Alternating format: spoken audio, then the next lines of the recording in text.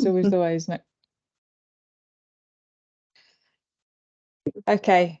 Good morning, everybody. Welcome to this webinar on repair and end of life of electric cooking devices, a deep dive into the afterlife of cooking devices. So for those of you who are unaware, MECS researches the socio-economic reality of transitioning from polluting fuels to modern fuels with a particular interest in electric cooking. And one of the potential side effects of this potential change to electric cooking is an increase in e-waste, which will come from the electric cooking devices themselves and their support equipment, such as panels, batteries, inverters, etc. Now, MECS likes to take a systems view, so we need to have a comprehensive understanding of how big this potential problem at end of life might be, and also what opportunities then might exist or might come into fruition through a better product design, perhaps through better business models, etc., all designed to improve the end of life outcomes. So to this end, MECS commissioned studies in 5 different countries, and this webinar is an opportunity to present the findings from those studies. So each speaker will have 10 minutes. Now, we'll ask the speakers to keep very strictly to their 10 minutes, please, because we do have quite a tight schedule this morning. And there will be a question and answer session after all the speakers have finished. So you can either use the chat to write your questions in, or alternatively raise your hands in the question and answer session, and we'll get through as many questions as we can in that time. So to minimise the time that I'm talking at you and to maximise the opportunities for getting feedback and good conversation, I'm going to introduce the speakers, and then I'm going to hand over to the first speaker to start talking. So we have Shalom Mlingi from CLASP, who's going to talk about Rwanda. Saira Nusaka from Rural Senses, who's going to talk about Bangladesh. Michael Anyamiki from Qualiquant, who's going to talk about Ghana. Buwan Chalese, who's from Doko Recyclers, and he's going to talk about Nepal. And then we have Mike Ofuyu from CLASP, who is also going to talk about Kenya. So with no further ado, the meeting is being recorded. You will have seen that coming up on your screen this morning. Please do feel free to switch your cameras off, and can you mute yourself while the speakers are talking, because background noise can be quite distracting. But I'd like to hand the floor over now to Shalom to tell us the results of the findings in Rwanda. Thank you very much, Shalom. Thank you, Jackie. I'll share my screen. Yes, please. Yeah.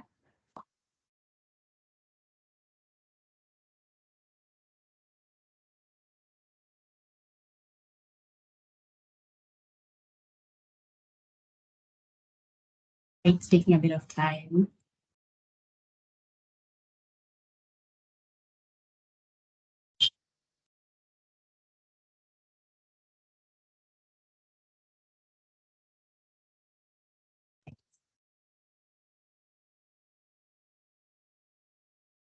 We know that you can see my screen. Yes, we can. Thank you, Shalom. Yeah, it's all good. Thank you. Hi, everyone. My name is Shalom Olinge, and I am a research fellow at CLASP. And to introduce CLASP, it is an international organization that focuses on appliance and equipment, energy performance and quality for the purposes of mitigating and adapting to climate change, as well as expanding access to clean energy. And today I'll be taking you through the key insights that we were able to draw during the completion of the end-of-life study in Rwanda. To quickly go over our approach, we utilized our literature review, household survey data collection using the ODK toolkit, stakeholder surveys of key identified stakeholders within the ecosystem, as well as a mapping out of these key stakeholders using the NetMap toolkit. We were able to collect a total number of 1,125 surveys, and these were collected from regions that were selected to provide us with an urban-rural context. So we had Kigali and Musanze for the urban context, and then Bugesera and Muhanga for the rural context. These regions were selected based on electricity access, as we believe that that would translate to appliance ownership, income levels, and infrastructural development. We collected these surveys with the assistance of our research partner, which was EnviroServe Green Park Facility in Rwanda, which is a large recycling and refurbishment company in the country. So on this slide, we have depicted our surveyed respondents profile. To note, we tried as much as possible to get an equal spread across gender, so that we'll be able to incorporate a gendered perspective into our analysis. So what we have is 50.4% of our respondents as female and 49.6% as male for the household surveys. I'll now go into the key insights that we were able to draw from our stakeholder interviews, literature review, and our household surveys. Regarding Rwanda's legislative and policy landscape, we found that it has quite an advanced e-waste policy and regulatory environment, but unfortunately there was little evidence of compliance, as most of the stakeholders we were interviewing were unaware of which regulations actually impact their functioning, and there was also little evidence of repercussions faced when stakeholders failed to adhere to these regulations. Concerning the energy access and clean cooking landscape in Rwanda, drawn from our household surveys, we found that majority of our respondents indicated that they have access to national grid electricity. To note here, we did try to target regions that had access to electricity, as that would likely translate to appliance ownership. And then we also found that majority of them utilized charcoal for cooking, and that was followed by LPG cooking gas, with very few of our respondents indicating that they utilized electricity for cooking. We found that the most common appliances owned by respondents were mobile phones, lighting appliances, radios, and televisions. Few of our respondents indicated that they owned e-cooking appliances, with only 0.1% indicating that they owned electric pressure cookers. We also found that 40% of our respondents had no interest in purchasing e-cooking appliances, and when asked which were the reasons that were preventing them from doing so, majority indicated that cost was the biggest inhibiting barrier, and that was followed by appliance electricity consumption, with the belief that these appliances would consume too much electricity and thus drive up their household bills.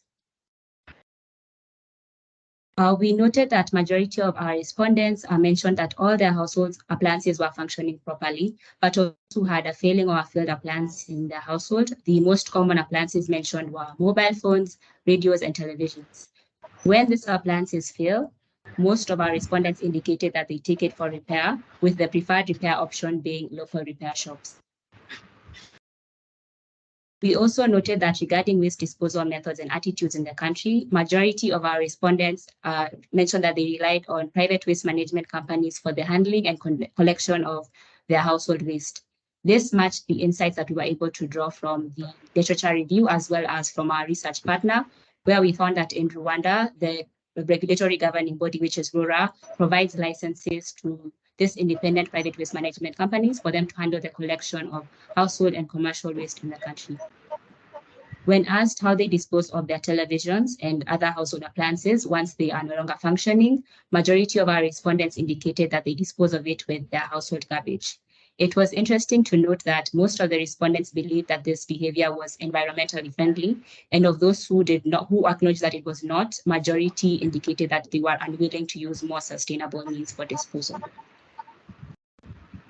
As I had mentioned earlier, we wanted to include a gendered perspective in our analysis, so we analyzed some aspects based on gender. And when we asked our households who was the household member in charge of appliance purchase, we found that most respondents indicated that it was the male head of household. When asked who was in charge of appliance failure decisions, majority again indicated that it was the male head of household. But when we disaggregated this data to determine if there'd be a difference in response based on whether we were interviewing a female or male respondent, we found that majority of the female respondents were indicating at a much higher percentage that it was the female head of household who was in charge. And that was replicated again when asked which household member was in charge of waste disposal. I'll now go into our insights from the stakeholder interviews. We were able to interview a total number of 44 stakeholders in Rwanda's e-waste ecosystem, with the majority being appliance retailers, local repair shops, and collectors. We did note that most of the stakeholders were performing multiple roles within the ecosystem. So we had a lot of local repair shops that were also functioning as collectors, and waste disposal companies as well also functioning as collectors. These stakeholders were, however, unwilling to provide us with information regarding the amount of materials that they handle. So that made it really difficult for us to generate a materials flow analysis chart to be able to see how much material is actually flowing through the ecosystem, and then extrapolate that to determine how much e-waste is flowing in the e-waste ecosystem in Rwanda at a national level. We used our insights from the stakeholder interviews and the literature review to generate stakeholder ecosystem maps using the NetMap toolkit. So what we have on the screen is a stakeholder ecosystem map depicting repair and servicing in the country based on what we were able to draw from the interviews. And the stronger linkages, which are highlighted by the darker arrows, are from repairers to end users and refurbishers to end users. So that is material moving back to the end users after repair and refurbishing by repairers and refurbishers. So what we were able to draw from this is that the stakeholders with the key responsibility regarding repair and servicing within the ecosystem are the repairers and refurbishers. I'll now go into our key takeaways and recommendations from the study in Rwanda. As I had mentioned earlier, we had a lot of households that mentioned that their current e-waste disposal method, which was disposing of it with their household garbage, was environmentally friendly. Therefore, it's really important for robust consumer awareness campaigns to be put in place so that these households are aware as to why their current disposal method is not environmentally friendly, as well as which options for proper e-waste disposal they have available to them. The recycling and refurbishment company that I had mentioned earlier, EnviroSabrine Park Rwanda, is currently functioning at about only 30% of its full capacity. So here, these consumer awareness campaigns could be used to ensure that households as well as commercial institutions are aware of which collection points are located closest to them so that they can dispose of their e-waste properly. We also noted that our stakeholders were not aware of the regulations that impact them, and there was little evidence regarding repercussions faced when you do not adhere to these regulations. So there should be increased government financing for compliance to ensure that the regulations in place are adhered to and are put to good use. We also noted that majority of the stakeholders who were interviewing within the waste ecosystem in Rwanda functioned in the informal sector. So fostering this stakeholder collaboration and ensuring that it's inclusive of the informal sector is really important, because through that we ensure that they are making meaningful contributions towards proper e-waste management as well as solution making. Lastly, as I had mentioned earlier, it was really difficult to find data pertaining to the amount of material flowing through Rwanda's ecosystem. So the relevant government agencies, such as those responsible for trade and industry, should begin to track this data and then set up systemic data collection frameworks to ensure that there is data that concerns the amount of materials flowing through the ecosystem in Rwanda, as well as which of the stakeholders are handling which materials within the ecosystem, as that would lead to effective policy and solution and regulation design. So that was my presentation for today. Thank you so much for listening, and I'm looking forward to learning about all the other interesting insights that the other countries were able to draw. Thank you, Shalom. Absolutely excellent and perfect timing. As I said, we're going to take all the questions at the end. So if you have any questions, either write them in the chat now so you don't forget them, or at the end you can raise your hand and we'll deal with the questions for Shalom at that point.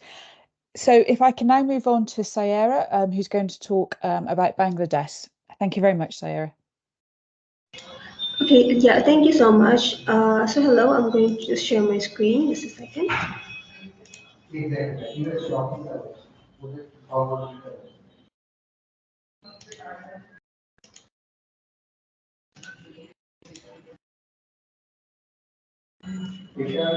Right. So can you all see my screen now? Yes, we can. Okay, so I'm going to start. All right. So hi, I'm Sayara. I'm from Innovation Consulting. We were commissioned this study in Bangladesh by Rural Census. So just jump right into the presentation. So to give a small brief of Bangladesh, it is one of the fastest developing countries in the world right now. We have had a 7.3% GDP growth rate over the last decade. The access to electricity in Bangladesh is also quite high. It has reached 96.2% of the population. However, we have seen that in our study and also in previous studies that only 86% of the population they do not yet use like clean cooking appliances. Despite the access to electricity, they still use inefficient traditional cook stoves which are fueled by biomass. So in this study, we basically tried to see the user pattern of clean cooking appliances in Bangladesh, and also tried to understand the end-of-life ecosystem of the clean cooking appliances in terms of the stakeholders and how they function.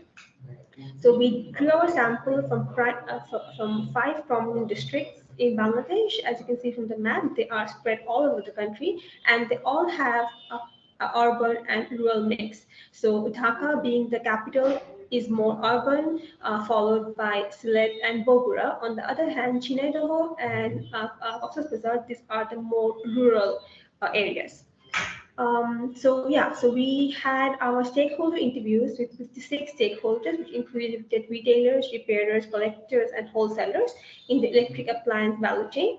And we had our interviews with 150 households. Okay, so this is rather complicated material flow of the end-of-life ecosystem that we were able to derive from this study. So as you can see here, there are different actors so basically the life cycle of any electric appliance starts from the retailers, and then it's Saya, I'm sorry to interrupt you, but we're not seeing anything other than the first slide at the moment. Okay, all right, just a second. I'm going to stop sharing. Okay. And then share again, maybe that will solve the issue.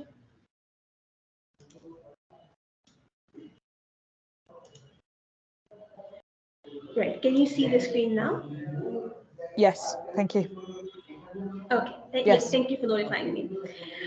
Okay, so yeah, so as I was saying, so now I think you can see that we have a rather complicated material flow of the the end of life ecosystem of electric cooking appliances. So basically, the life cycle of any cooking appliance starts from the retailers, where it is sold to the household, and then after it is damaged, it goes to the repair shop, and then if it's repaired, it goes back to the household. Otherwise, it goes from a series of actors, from collectors to wholesalers, and then parts wholesalers, and then the product manufacturers or recyclers, and then the wastage goes to the wastage site.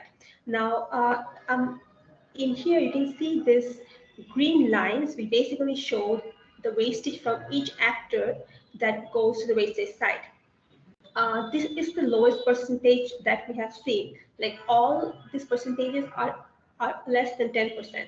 So which gave us the insight that Bangladesh generates a low volume of e-waste.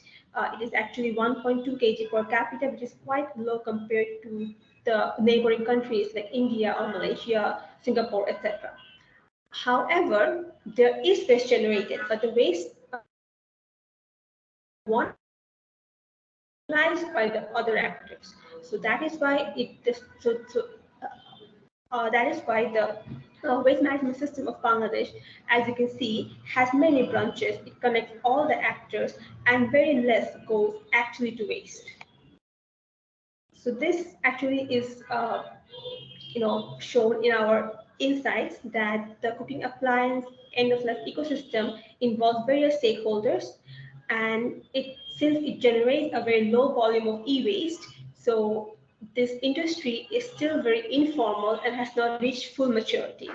So it has a bunch of inefficiencies, which can be divided into some system level and some value chain inefficiencies. The system level inefficiencies knowledge, insufficient implementation of existing regulations, and suboptimal infrastructure and funding. The value chain inefficiencies are basically the supply chain shortcomings, limited availability of spare parts, and product swapping services. Most retailers and repairers who work in the sector, they believe that the current warranty standards of the appliances are quite effective. Also, we have seen from our household survey that that this perception is backed up. 88% of surveyed households use warranty products. If we talk about the main constraints that the stakeholders face, we have seen that the global inflation, which has resulted in decreasing purchasing power and sales, it poses a common threat to all stakeholders. However, collectors who have a very informal structure, they encounter some unique challenges like inconsistent pricing and fluctuating quality standards. In our household survey, we have seen that the failure in clean cooking appliances is relatively uncommon, and when failures occur, they are mostly preferred to pay for repairs. However, they do not opt for recycling options, as most households are unaware of recycling, and they often confuse it with reusing and repairing. We have also seen a noticeable gender disparity that exists in the decision making concerning the purchase and repair of clean cooking appliances. Uh, and, and lastly, we have seen that the primary positive impacts that could result from the transition to more clean cooking are new job creations, enhanced indoor air quality, reduced household fixed costs, and unburdening and time saving for women in particular. So since we have a very less time in this presentation, I'm going to look at some key insights from all these 11 insights. So firstly, if we talk about the general constraints that the stakeholders face, we have seen that there is an overall increase of price of commodities because of the global economic inflation. This has reportedly decreased the purchase capability of consumers and subsequently decreased the sales volume and profit, particularly of the retailers, as we can see from some of their quotations here. We have also seen that collectors in particular, they face some unique challenges such as inconsistent pricing and quality standards. This is because they operate in a very informal structure. Most collectors, they basically buy damaged appliances on a door-to-door basis from consumer households, and they do not get steady prices from the consumers for their products. Also, they run the risk of buying low-quality products and sometimes even stolen goods, which gets them in trouble with the police as well. In case of system level inefficiencies, we have seen that inadequate knowledge, particularly about quality standards, is one of the biggest inefficiencies that we have in the stakeholder value chain. So about 81% of the collectors in particular, they were unaware of quality standards in our survey, followed by wholesalers and recyclers who stood at 73% and repairers who stood at 66%. The primary reason for this is that the business profit of the stakeholders is dependent on damaged appliances, and so they do not really care about the good quality of appliances. On the other hand, repairers who directly deal with selling appliances, they were most aware of the quality standards, as having good quality appliances is actually profitable for their business. Also, we have seen that there is insufficient implementation of the existing rules and regulations in this sector. When we spoke to the stakeholders, most stakeholders said that they were positively influenced by the existing rules and regulations. In fact, if you can see from the graph here, that the entrepreneurship and morality of the stakeholders is actually positively affected by the government policies. However, when we dug deep and asked them how the government policies affect their business, they could not really give us specific government policies or specific sectors or examples as to you know like how the existing policies are actually benefiting their business. So we can safely assume that the existing regulations are not quite sufficiently implemented. In case of the value chain efficiencies, the biggest inefficiency that was reported was the limited availability of spare parts. Most repairers, they use low quality spare parts from China, which limits the ability to provide high quality repair services. In fact, when we spoke to the repairers, they told us that they sometimes cannot repair appliances because of the unavailability of appropriate spare parts, which can be seen from the graph as well. The 18% reported that they do not often have necessary spare parts. So these were mostly from our insights from our stakeholder interviews. From the household survey, we found that although the usage of electric cooking appliances is still low in Bangladesh, but it is picking up, and now a lot of households are using some electric cooking appliances. The most common one was a rice cooker because of the fact that it saves time, it reduces burden for the women, and it is also easy to use. However, we could not find many cases of failures of the appliances. This could be because since the appliances are like the usage of the appliances is a relatively new trend, and mostly they prefer to buy good quality appliances and new appliances. So the we could not find many cases where the appliances have failed one or two times and they have had to deal with how to repair them and reuse them. However, most customers said that when such difficulties arise, they prefer to repair and reuse. Um, one We're interesting getting finding that we found. close to your 10 minutes, I'm afraid. Can you wrap it up now, please? Thank you.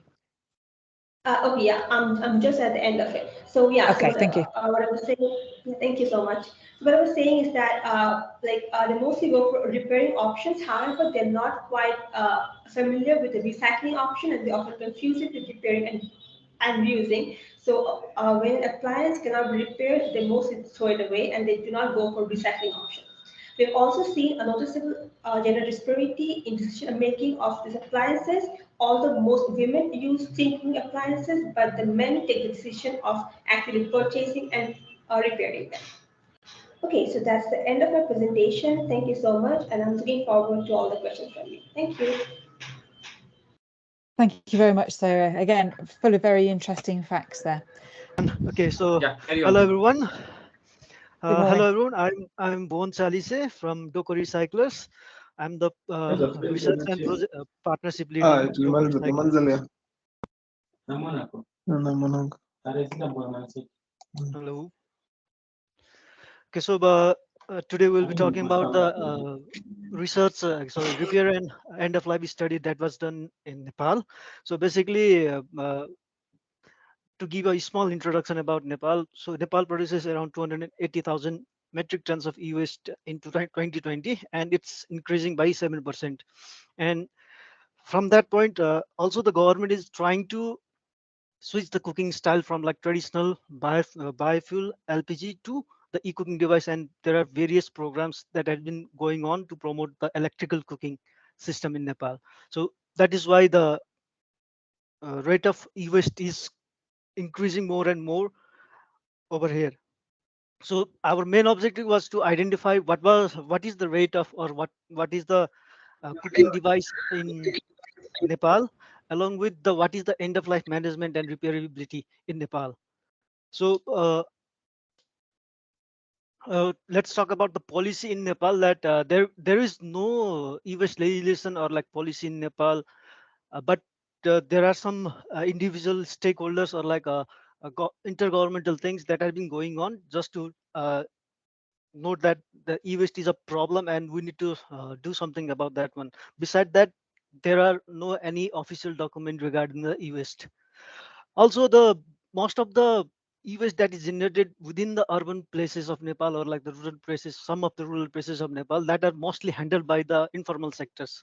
Before we did a survey, that was the thinking that we, but but they don't have like proper safety measures and other technical capacity to handle those electronic waste properly. So we need to identify what kind of process they use, and then who are the stakeholders involved in that one. So our study was based on those objectives. So based on rural and urban area, we took 4 municipalities of Nepal. As you can see in the figure, Kathmandu metropolitan city, Mahakal rural municipality was 2 on the northern side, and one was KMC or Kathmandu was the urban, and Janakpur was sub-metropolitan city was the urban side, whereas the Mahakal rural municipality or Aurai municipality was the rural part of the study. So this was the detailed sample where we have divided every thing like a household sample, KIA and FGD for each of the surveyed area. So now let's talk about the results. So basically what we have find from the household survey was majority of people use LPG gas stove or like the fuel, LPG liquid petroleum fuel for cooking. Either it was the primary or the secondary source of cooking medium for them. As the electricity reliability in Nepal was least, that is why LPG was mostly commonly used as the cooking fuel in both rural and urban part of Nepal. But in rural part of Nepal, biomass was still one major factor for the cooking fuel that we have found. So the next thing was like what was the household appliances that they have used, and most of them have like 90% of the surveyed area have like television, and 72% have like the fan in their home. It is because uh, Nepal is like a humid country, or like hotness is the reason. That is why they have television or fans. Beside that, rice cooker, the e-cooking device, was quite popular among the urban and rural part of Nepal.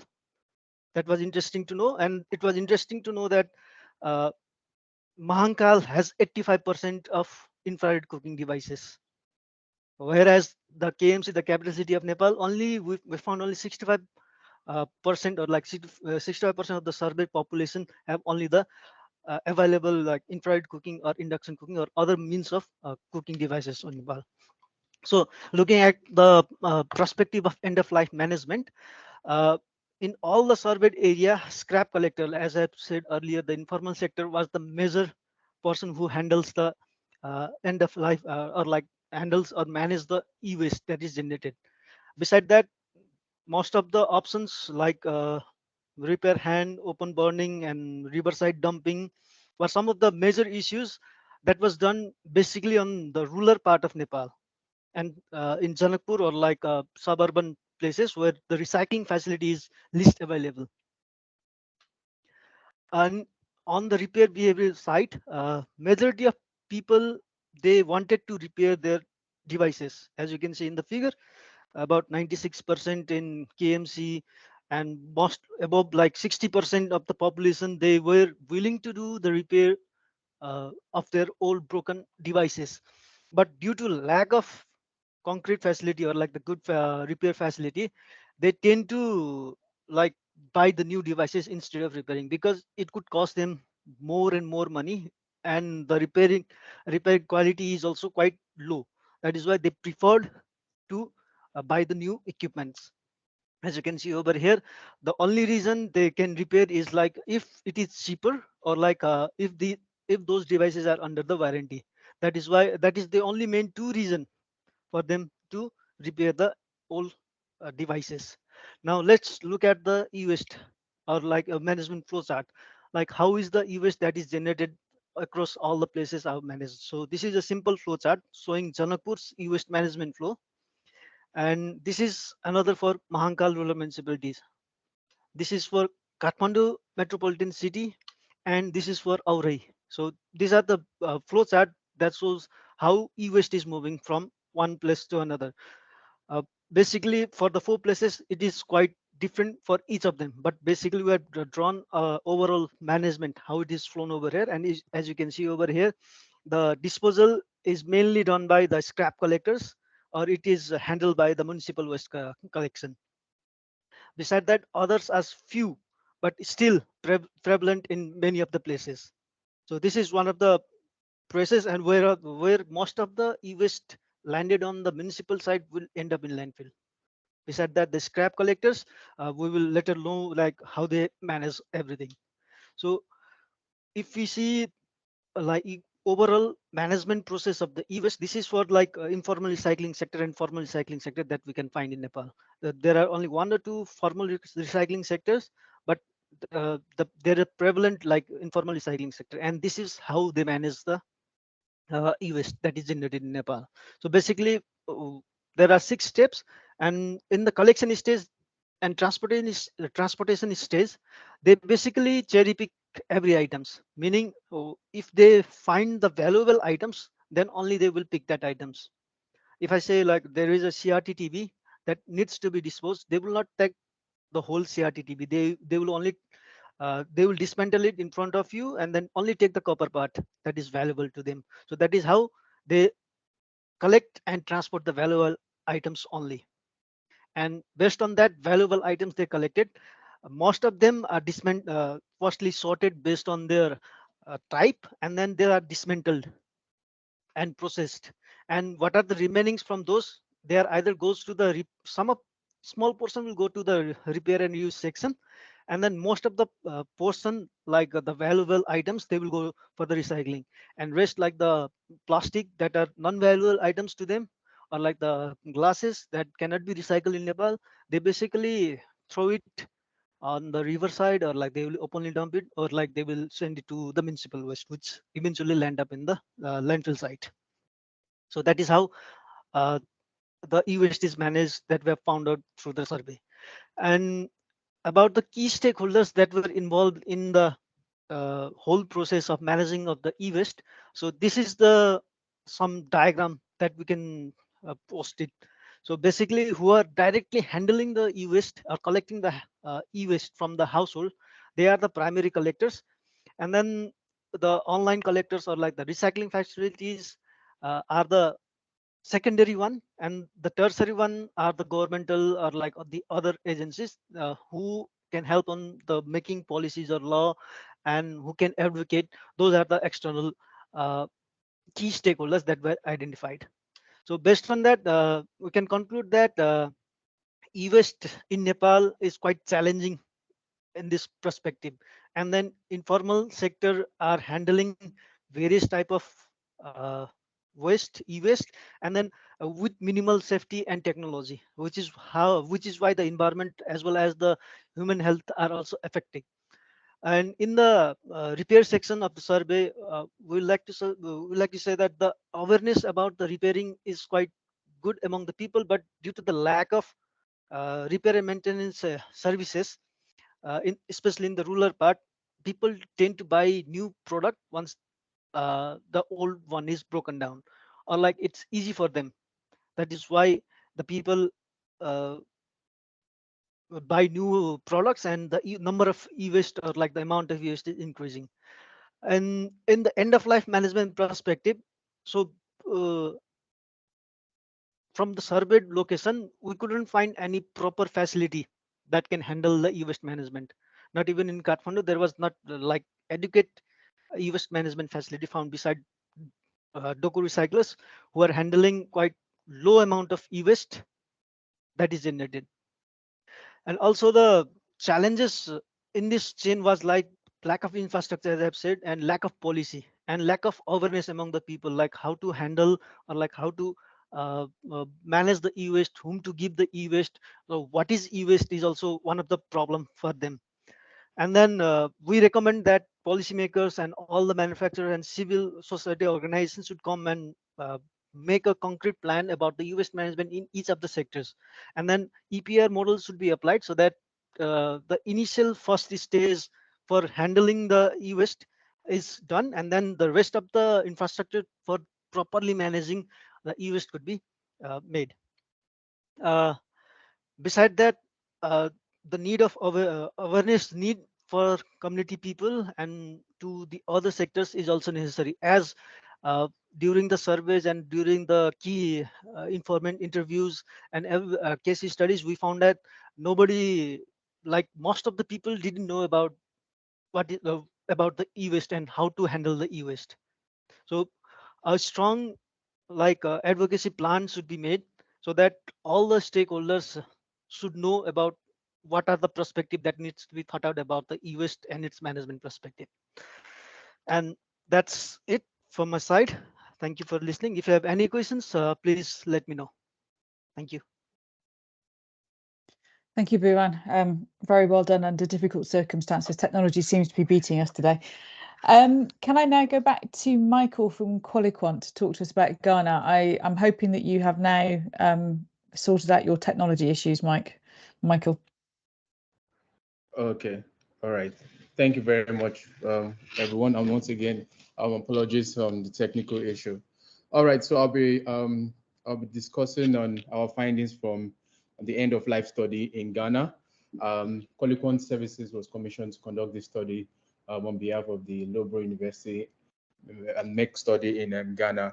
So on some of our keynotes from the study, our methodology approach was to use the literature review and also listening of standards to get some insight to understand the end of life process in Ghana.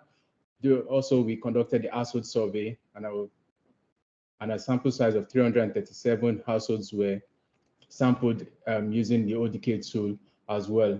Then key informant interviews and also case studies was conducted to get more insight as to the approach of end of life for appliances in Ghana. So one of the things that we found out is that Ghana is predominantly a number population with 58% and has an household size, an average household of 5 persons. And the study was conducted in 2 cities in Ghana, which is Accra and Tamale. And the Accra represents the western part, while then the Tamale region represents the northern part of Ghana. And we know that the rural population of Ghana is predominantly of 42% based on the World Bank statistics. So what some of our key findings from this study, we noticed that due to large population of households in Ghana largely depends on burning biomass still for cooking.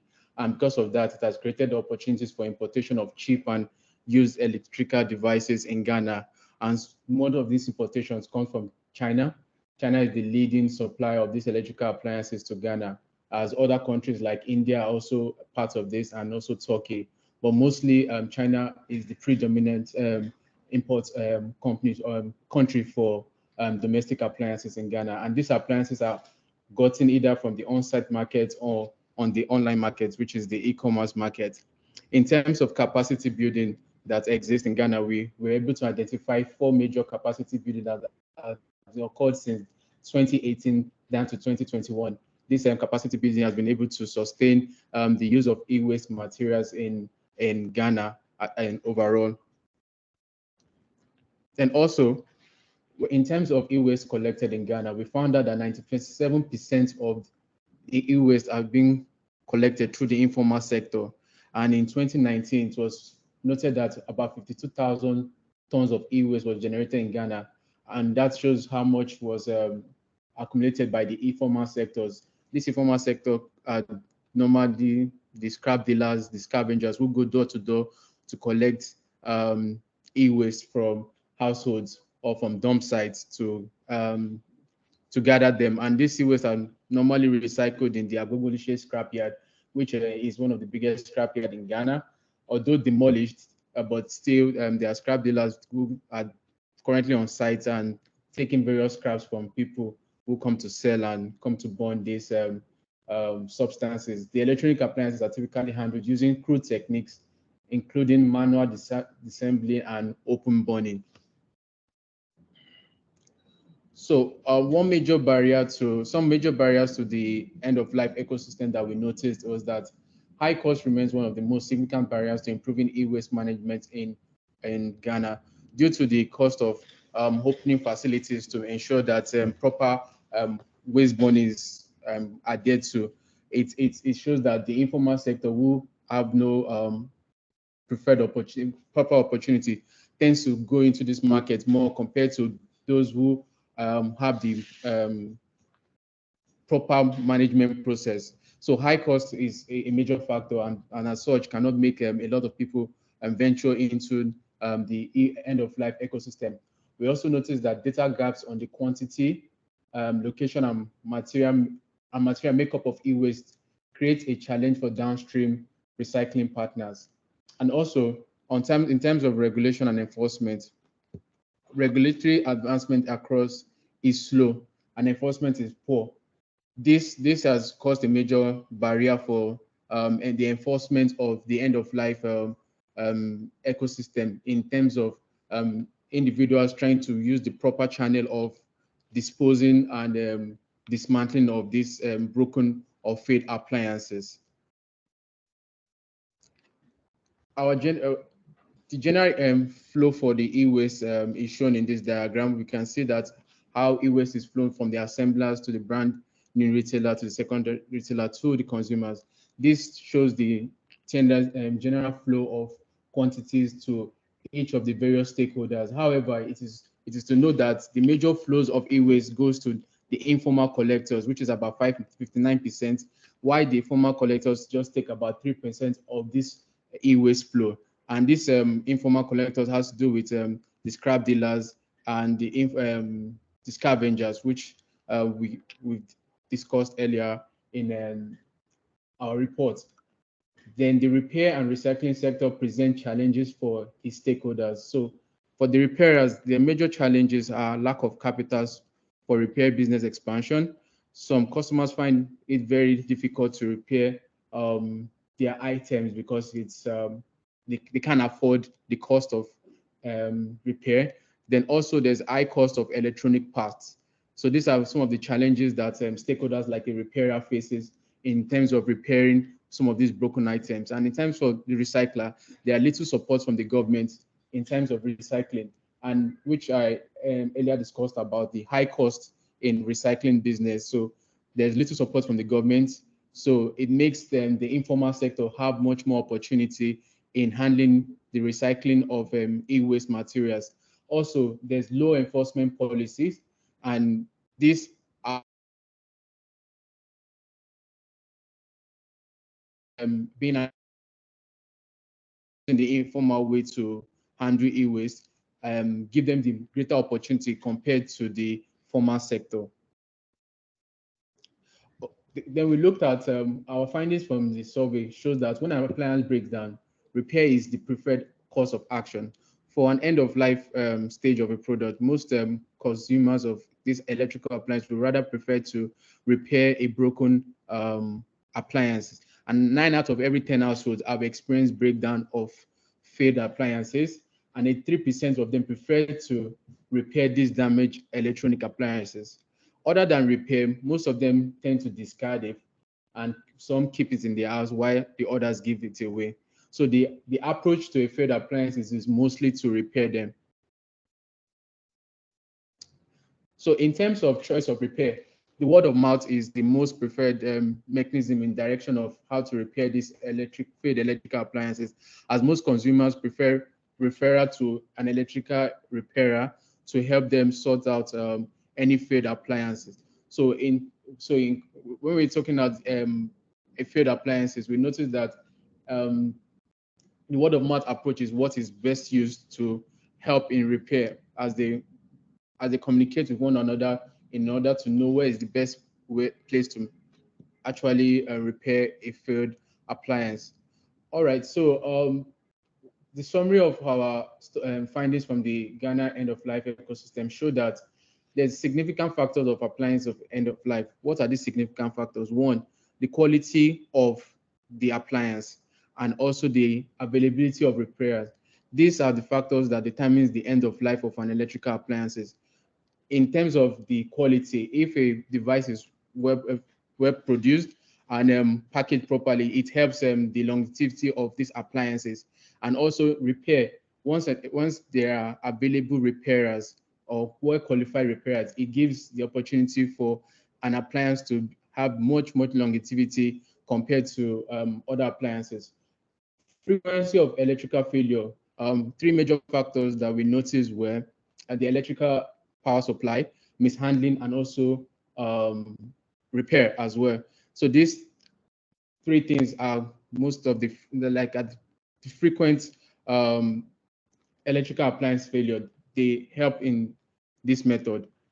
Then also we also look at the demographic dynamics of end of life between the urban and rural. What encourages them in the end of life process? For the urban, we notice that in choice of appliances, based on their high income and their exposure and their affluence, this affects the choice of appliances they get. This affects the method in which they repair these appliances, and these factors also talks about how they manage the end of life of these electrical appliances. While for the rural area, basically is their taste to electrical appliances and their attitude towards this failure of electrical appliances that determine the end of life ecosystem for them with their appliances. Also for the findings, we notice that the enforcement of e-waste is a major factor as to the end of life system of electrical appliances. And we're looking at if we concluded that if the policies are being adhered to and being enforced, it ensures that there's much more regulation to this e-waste management, and it makes it proper that it goes through the formal channel rather than the informal sectors in disposing of this e-waste. So our final recommendation to this study are that due to the effects of climate change, there should be more coordinated focus on recycling and e-waste disposal. And also for e-waste management, we idea that the government partners with private recycling sectors so as to ensure that e-waste are properly managed and recycled properly. And also lastly, that there's strict adherence to laws and regulation so as to ensure that there is less burning of e-waste products in crude areas so that it doesn't affect the environment. All right. Thank you very much. Thank you, Michael. Again, lots of interesting insights and actually indeed quite a lot of commonality between some of the previous presentations as well. If I can now move to Mike, who from CLASP, who's going to talk about Kenya, who's our last presenter this morning, please. And then we'll have an opportunity, I think, for at least a couple of questions, I hope, before we need to finish. So, Mike, over to you. Thank you, Jackie. Hi, everyone. So I will be presenting on Kenya. Let me just share my screen a moment.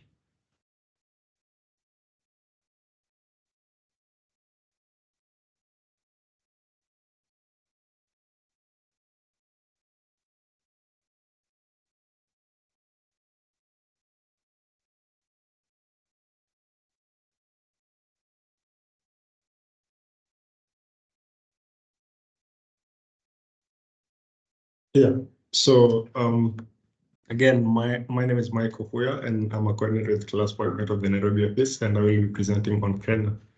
So our data collection involved literature review, household surveys, stakeholder surveys, and we also did a net map analysis of the stakeholders, just like try to map them out and visualize the interaction of various stakeholders, the eWaste ecosystem.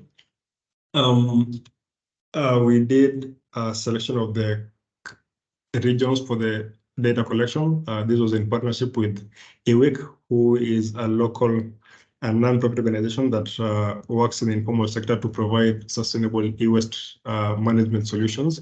We were able to identify the areas of Nairobi and Nakuru as our urban context areas, and Bungoma and Kitui served to give us that rural area context.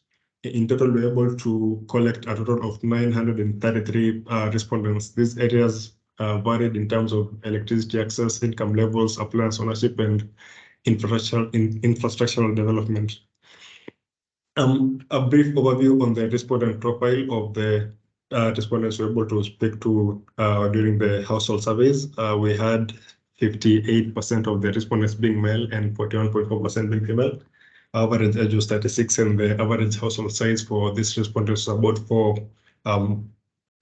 people per household. We also had about 7% of the household represented having at least one member living with disabilities. Generally, we had over 90% of the respondents having at least a primary school level or higher level of education, and the monthly income for the households was less than 30,000 shillings for about 80% of the respondents. This translates to about $214 at the current exchange rate.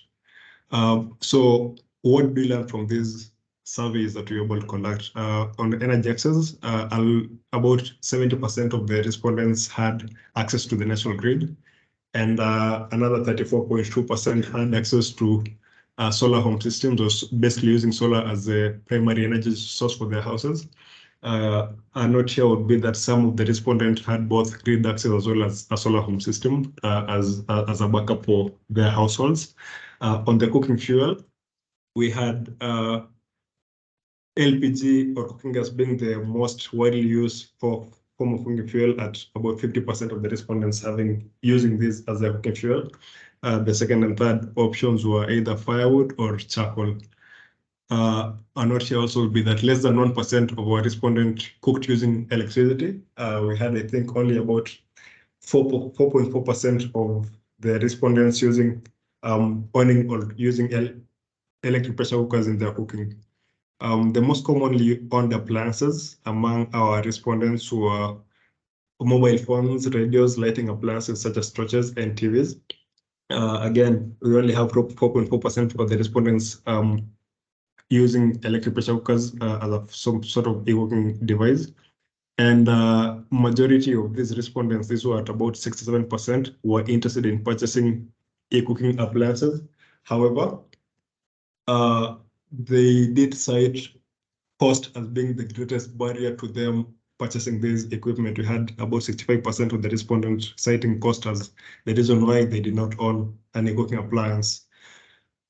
On the behavior upon a failure of an appliance, we had the most likely action to be taken by the respondents, so to take their appliance for repair. This was reported by 72% of the respondents.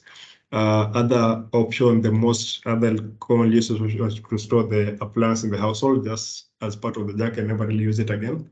And among those who chose to take the appliances for repair, about 90% opted to do this with a local repair person. Other options that were reported were specialized appliance repair shops and distributor manufacturer satisfied repairers, but predominantly the local repair shops were mostly preferred. Of those that did take the appliances for repair, we had about 70% of the respondents citing that they were willing to spend at less than 20% of the original appliance cost as the repair or service fee at the repair shop, and another 24% willing to spend between 21 and 40% of the original appliance cost. And the factors that we found to be the most significant in determining the choice of repair shop were basically the cost of the repair shop, the reputation of the repairer, and proximity of that repair shop to a given household's location.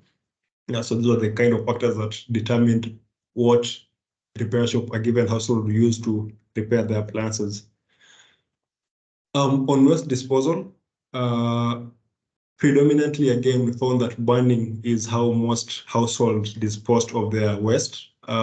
However, when we did a bit of disaggregation, try to look at how that varied from a rural and urban context, we found that burning still was the leading choice of disposal in rural areas, but in urban areas, we had more of private waste management companies collecting and disposing this waste.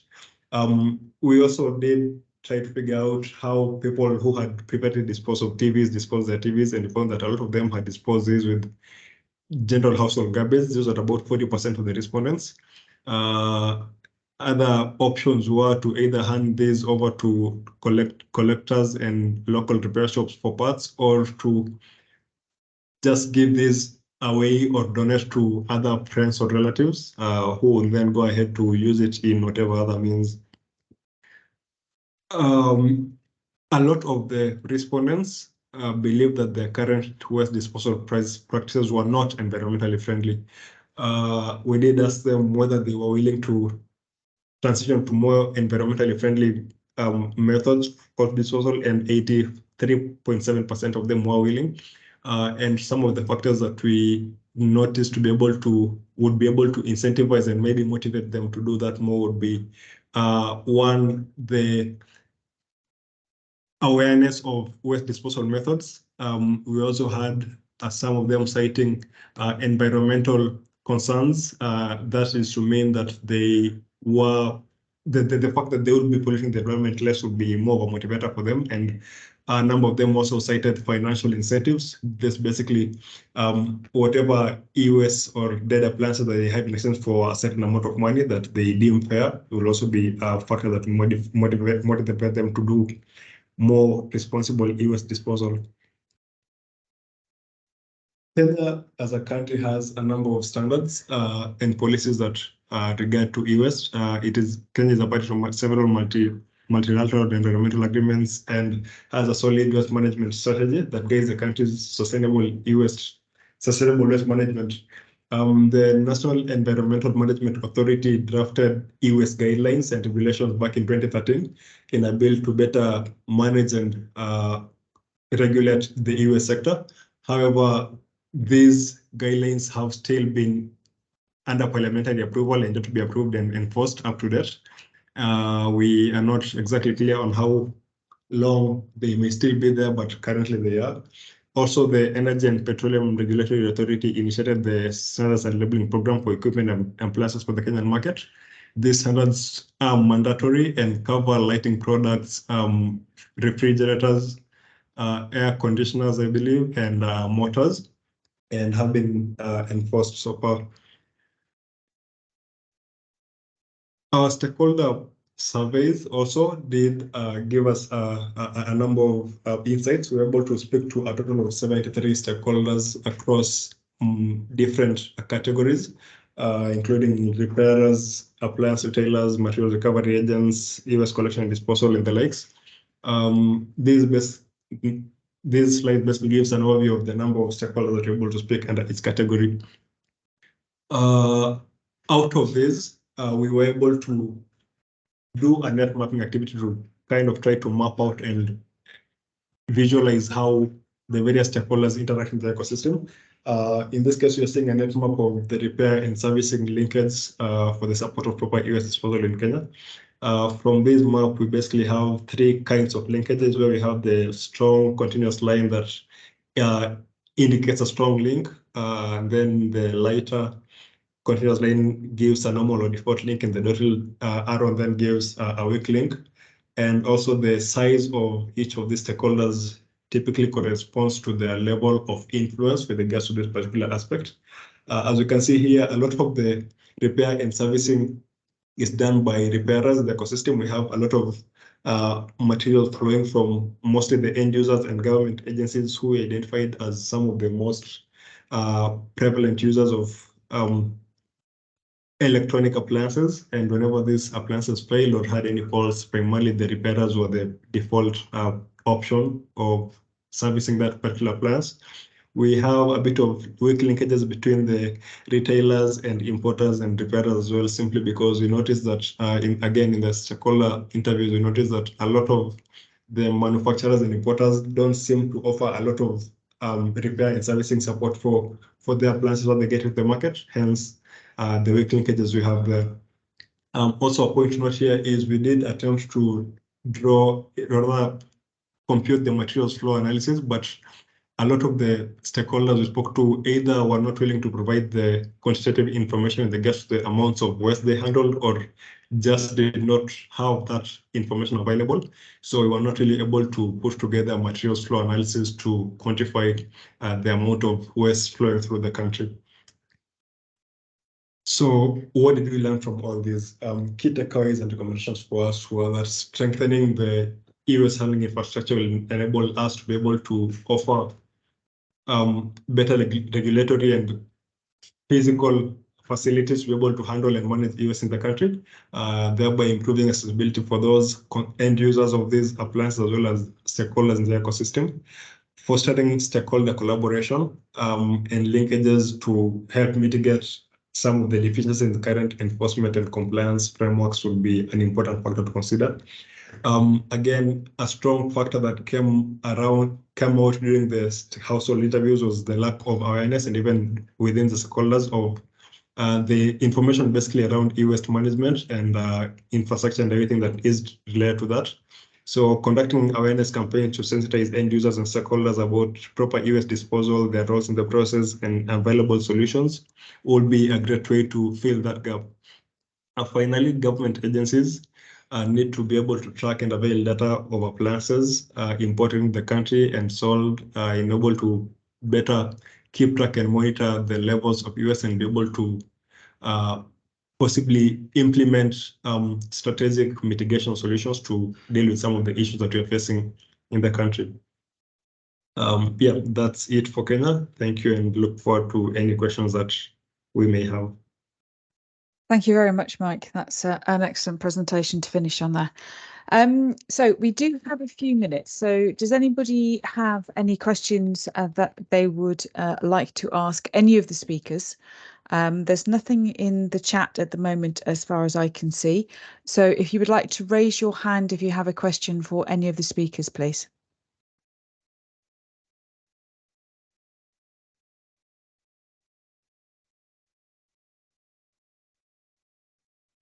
Nigel, would you like to ask a question?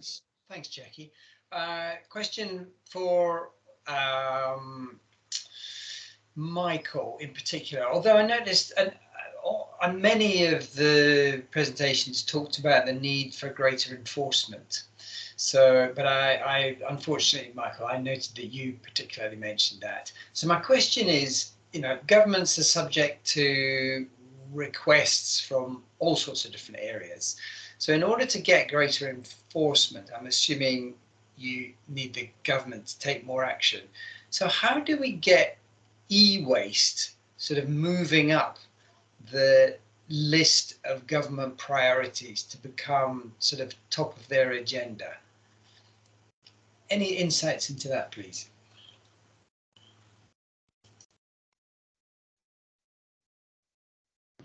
Nigel, is it a question for me or is it for Mike? I think it was for you. You particularly mentioned in the need for greater enforcement. Okay, thank you very much. From our findings, we noticed that the government are not focused on health issues in Ghana, particularly from the hazardous waste management process. So we noticed that if they can be more, if they can take advantage of conducting proper waste management and looking into that factor, it can help them go about this process. So in enforcement, we noticed that there are laws that have been established, there are policies that have been made, and there's the Act law that talks about how e-waste should be managed properly. But the enforcement is just the challenge in Ghana at the moment.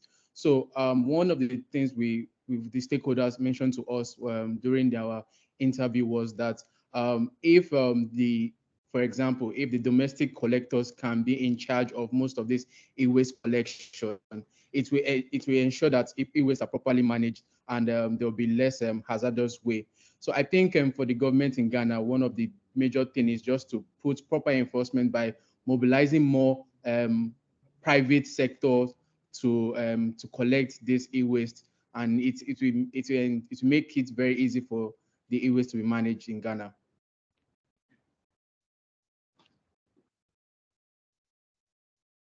Nigel, does that answer your question? Yeah, no, that's great. That's really interesting insight. Thank you.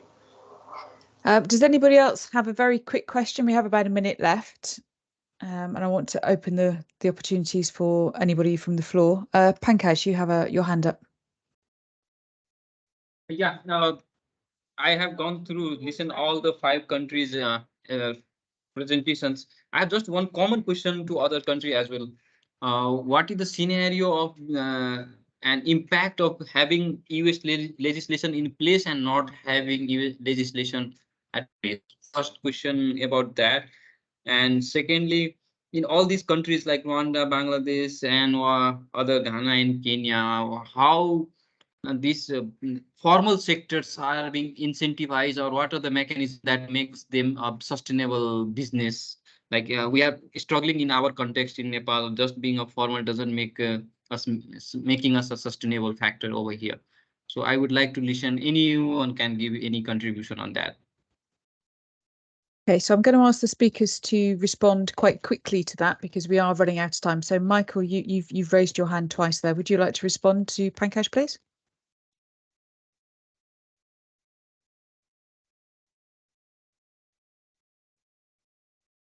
Michael, you're on mute. Oh, sorry about that. For the sustainability of e-waste, like recycling companies in Ghana, yes. So most times the major way to beat the informal sector is by putting more incentives out there. It gives them the opportunity of having to get e-waste from the consumers, because the challenge in Ghana is that the informal sectors tend to pay the consumers to get this e-waste. So the consumer sees it as a more win for them. But in terms of most of the recycling organizations in Ghana have used the same approach, but try to sensitize them with awareness campaign to make them understand that going through the informal ways destroys the environment. So that makes them understand the need of going through the formal sector. Although another issue is that the informal sector is largely dominated because they are young men that just go about to just collect e-waste. So it makes the competition between them and the formal sector very, very tough.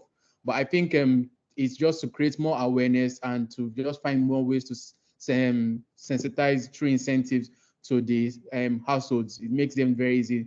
It makes it very easy for recycling companies, private recycling companies, to get into the game of e-waste management. Okay, thank you. I am really sorry to have to bring this session to a close, but we are a couple of minutes over time, and I'm sure people have other meetings and other events they need to get to. So it just remains for me to say a big thank you to our speakers, Shalom, Sayira, Michael, Buhana, and Mike, and thank you for all the wonderful work you did when you undertook these studies for MECS. The studies are available, I believe, on the MECS website. And if you have any further questions, do please get in contact with us at MECS, and we will do our best to answer or to forward your questions to the relevant people. So thank you very much for attending, and I hope you've learned something interesting today. Thank you very much. Bye-bye. Thanks, everyone. Okay, thank you so much. Take care. Bye. Thank you. Bye-bye.